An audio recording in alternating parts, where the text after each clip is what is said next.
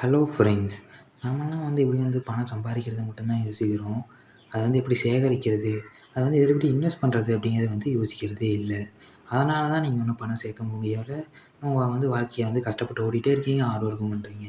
அதனால மிகப்பெரிய தோல்வி அடைஞ்சுட்டோம். நம்ம வாழ்க்கையே ஃபெயிலியர் ஆச்சுன்னு சொல்லி வருத்தப்படுறீங்க. அப்ப அதெல்லாம் ஜெயிக்கணும்னா, கண்டிப்பா நீங்க பணத்த எப்படி இன்வெஸ்ட் பண்றது, எப்படி சேகரிக்கிறது, நம்மளோட ஒரு அன்னெசசரி திங்ஸ் அதெல்லாம் நெறைய வாங்கி வச்சுட்டு, சும்மா அழகுக்கு வாங்கி வச்சுட்டு அது என்ன பண்றது? ஒரு லாபம் கிடைக்காது. இப்போ காச மிச்சம் பண்ணி இன்வெஸ்ட் பண்ணி, அது ஒரு 10% இப்போ ஒரு ரூ. 100 இன்வெஸ்ட் பண்ணீங்கன்னா, ஒரு ரூ. 10 இல்ல ரூ. 5 லாபம் கிடைச்சா கூட போதும்.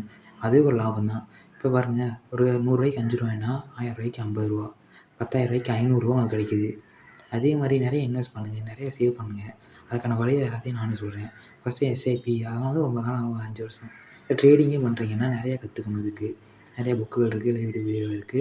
நானே நெறைய வீடியோ போட்டிருக்கேன். பார்த்து நெறைய கத்துக்கிட்டீங்கனாலே, மிகப்பெரிய உதவியாகவும் இருக்கும். நீங்க ட்ரேடிங் பண்றதுக்கு.